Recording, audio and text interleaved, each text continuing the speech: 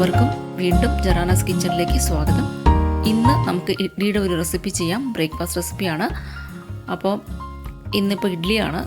ഒരുപാട് ഇഡ്ലി ഇതിനു മുമ്പ് ഞാൻ പോസ്റ്റ് ചെയ്തിട്ടുണ്ട്. ഇന്നത്തെ ഈ ഇഡ്ലി എന്ന് പറയുന്നത് നമ്മൾ അരി അരയ്ക്കാതെ എടുക്കുന്ന ഒരു ഇഡ്ലിയാണ്. ഉഴുന്ന് മാത്രം അരയ്ക്കുന്നുള്ളൂ.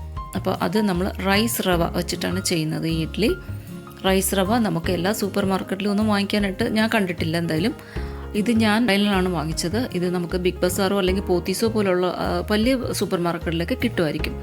ഓൺലൈനിൽ ആമസോണിൽ എന്തായാലും കിട്ടും. അപ്പോൾ ഇത് ഒരു 100 രൂപയാണ് 1 കിലോയ്ക്ക്. ഓൺലൈനാണ് ഞാനിത് വാങ്ങിച്ചത്. അപ്പോൾ ഇതിപ്പോൾ നമ്മുടെ സൂചി റവ പോലെ തന്നെ ഇരിക്കും. ഈ റവ കാണാനും അങ്ങനെ തന്നെയാണ്. ടെക്സ്ചറും ഏകദേശം അങ്ങനെയൊക്കെ തന്നെയാണ്. കുറച്ചുകൂടെ ഹാർഡായിരിക്കും, അത്രേ ഉള്ളൂ. കാരണം അരിയാണല്ലോ. അപ്പോൾ ഇതിപ്പോൾ ഞാൻ ഒരു 2.5 കപ്പ് റവ ഞാൻ എടുത്തിട്ടുണ്ട്. അപ്പം നമ്മൾ ഏത് അളവിലാണോ എടുക്കുന്നത് അതിൻ്റെ ഒരു പ്രൊപ്പോർഷനിൽ ചെയ്യുക. അപ്പോൾ ഇവിടെ ഞാൻ ഈ സ്റ്റാൻഡേർഡ് കപ്പിലാണ് 2.5 കപ്പ് അളന്നെടുത്തിരിക്കുന്നത് റവ. അപ്പോൾ ഈ റവ ഇനി നന്നായിട്ടൊന്ന് കഴുകിയെടുക്കണം. കഴുകിയതിന് ശേഷം നല്ല ക്ലീൻ വാട്ടർ കിട്ടുന്നവരെ 3-4 പ്രാവശ്യം കഴുകുക. അതിനുശേഷം നമുക്കിത് മുങ്ങിക്കിടക്കാൻ പാകത്തിനുള്ള വെള്ളം ഒഴിച്ചിട്ട് ഒന്ന് 4 മണിക്കൂർ കുതിരാനായിട്ട് വയ്ക്കാം. അപ്പോൾ 2.5 കപ്പ് റവയ്ക്ക് ഞാൻ എടുത്തിരിക്കുന്നത് 1 കപ്പ് ഉഴുന്നാണ്. അപ്പോൾ ഈ ഒരു ഉഴുന്നും ഈ ഒരു റവയും ഈ ഒരു പ്രൊപ്പോർഷനിൽ എടുക്കുക. ഏതിലാണോ എടുക്കുന്നത് അതിൻ്റെ 1 ഭാഗം ഉഴുന്നും 2.5 ഭാഗം റവയും എടുക്കുക. ഇനി ഇത് നല്ലതായിട്ട് കഴിയാൻ ശേഷം കുതിരാനായിട്ട് വയ്ക്കാം 4 മണിക്കൂർ. അതിനുശേഷം നമുക്കിതൊന്ന് അരച്ചെടുക്കാം. ഞാനിത് ഗ്രൈൻഡറിലാണ് അരച്ചിരിക്കുന്നത്. ഏകദേശം 1.5 കപ്പ് വെള്ളം ഞാനിത് എടുത്തിട്ടുണ്ട്. നല്ല തണുത്ത വെള്ളം ഉപയോഗിച്ചാണ് അരച്ചിരിക്കുന്നത്. അതും അല്പം വെള്ളം ചേർത്ത് അരച്ചെടുക്കുക. അപ്പോൾ വെള്ളം ചേർക്കുമ്പോൾ നല്ലതായിട്ട് ശ്രദ്ധിക്കുക, വെള്ളം കൂടി പോവാതെ അരച്ചെടുക്കുക. കാരണം നമ്മളിതിനകത്ത് അരിയൊന്നും ചേർക്കുന്നില്ല, റവയാണ് ചേർക്കുന്നത്. അപ്പോൾ ആദ്യം നമുക്ക് ഈ റവയിലുള്ള എക്സസ് ആയിട്ടുള്ള വെള്ളമൊക്കെ മാറ്റി കൊടുക്കാം. മുകളിൽ പൊങ്ങിക്കിടക്കുന്ന വെള്ളമെല്ലാം മാറ്റി കൊടുത്തതിന് ശേഷം നമുക്ക് ഈ ഒരു റവ ഈ മാവിലേക്ക് ഇട്ട് കൊടുക്കാം. ഇതിപ്പോൾ നന്നായിട്ടൊന്ന് പിഴിഞ്ഞ് ഇതിൻ്റെ വെള്ളമെല്ലാം മാറിയതിന് ശേഷം ഇട്ട് കൊടുക്കുക.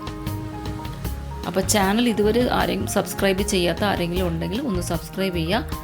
ഇനിയും ഇതുപോലെ നല്ല ഈസി ആയിട്ടുള്ള ബ്രേക്ക്ഫാസ്റ്റ് റെസിപ്പീസ് പോസ്റ്റ് ചെയ്യും. റെസിപ്പി ഇഷ്ടപ്പെട്ടെങ്കിൽ ഒന്ന് സബ്സ്ക്രൈബ് ചെയ്യുക. അതുപോലെ വീഡിയോ ഇഷ്ടപ്പെട്ടാലും എല്ലാവർക്കും ഒന്ന് ഷെയർ ചെയ്ത് കൊടുക്കുക. അതുപോലെ ബെല്ലൈക്കൺ പ്രസ് ചെയ്യാൻ മറക്കരുത്. ബെല്ലൈക്കൺ പ്രസ് ചെയ്യുമ്പം കുറച്ച് ഓപ്ഷൻസ് ഒക്കെ വരും. അതിനകത്ത് ഓൾ പ്രസ് ചെയ്ത് കൊടുക്കുക. അപ്പോൾ ഇതിപ്പോൾ റവയെല്ലാം ഇട്ട് കൊടുത്തിട്ടുണ്ട്. ഇനി നമുക്കിതൊന്ന് നന്നായിട്ടൊന്ന് കലക്കി വെക്കാം. ഉപ്പും കൂടി ചേർത്തിട്ടാണ് കലക്കുന്നത്. അപ്പോൾ ഇത് കൈകൊണ്ട് തന്നെ കലക്കിയെടുക്കുക. എന്നാലേ നല്ലതായിട്ടൊരു പൊളിച്ച് വരുള്ളൂ. ഫെർമെൻറ്റേഷൻ നന്നായിട്ട് വരണമെങ്കിൽ കൈകൊണ്ട് തന്നെ കലക്കി വയ്ക്കുക.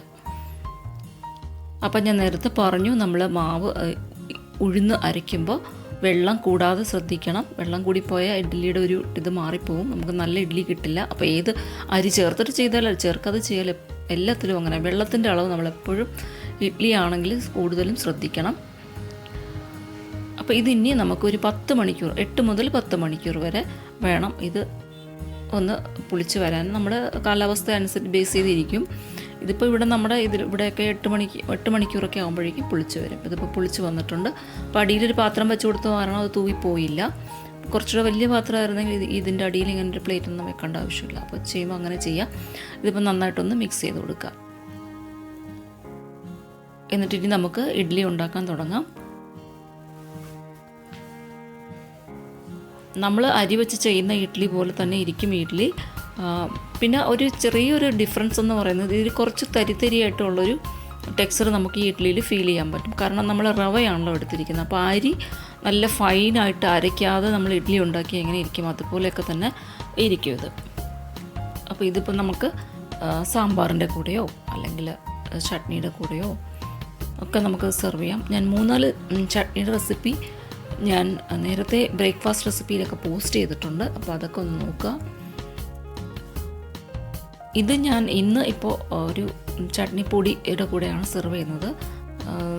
വേറെ തക്കാളി ചട്നിയോ അങ്ങനെയുള്ളതൊന്നും ഉണ്ടാക്കിയിട്ടില്ല. അപ്പോൾ നമുക്ക് ഇതിൻ്റെ കൂടെ കഴിക്കാനും നല്ല ടേസ്റ്റിയാണ് ഈ ഇഡ്ഡലി. അപ്പോൾ അരിയൊന്നും നമുക്കിനി സെലക്ട് ചെയ്യേണ്ട. അല്ലാതെ ഇഡ്ഡലി ഉണ്ടാക്കാനുള്ള താല്പര്യം ഉണ്ടെങ്കിൽ ഇതുപോലെ റൈസ് റവ വാങ്ങിച്ചിട്ട് ഇഡ്ഡലി ഉണ്ടാക്കുക. പ്രത്യേകിച്ചും ബിഗിനേഴ്സായിട്ടുള്ള കുട്ടികൾക്കൊക്കെ ഉള്ളൊരു പ്രശ്നമാണ് ഏത് അരി ഉപയോഗിച്ചാൽ നമുക്ക് സോഫ്റ്റ് ആയിട്ടുള്ള ഇഡ്ഡലി ഉണ്ടാക്കാൻ എന്നൊക്കെ ഉള്ളത്. അപ്പോൾ അതൊക്കെ മാറിക്കിട്ടും. നമുക്ക് അരി അരയ്ക്കേണ്ട ആവശ്യമില്ല. അരി അരയ്ക്കാതെ ഈ ഒരു റവയുണ്ടെങ്കിൽ നല്ല ഇഡ്ഡലി നമുക്കിതിൽ ഉണ്ടാക്കിയെടുക്കാൻ പറ്റും. അപ്പോൾ നിങ്ങൾക്ക് ഈ റെസിപ്പി ഇഷ്ടപ്പെട്ട് കാണുമെന്ന് വിചാരിക്കുന്നു. ഇഷ്ടപ്പെട്ടാൽ ചാനൽ സബ്സ്ക്രൈബ് ചെയ്തിട്ടില്ലെങ്കിൽ ചെയ്യുക. അതുപോലെ തന്നെ വീഡിയോസ് ഷെയർ ചെയ്യാനും മറക്കരുത്. നമുക്കിനി മറ്റൊരു റെസിപ്പിയിൽ കാണാം. Thank you. Bye bye.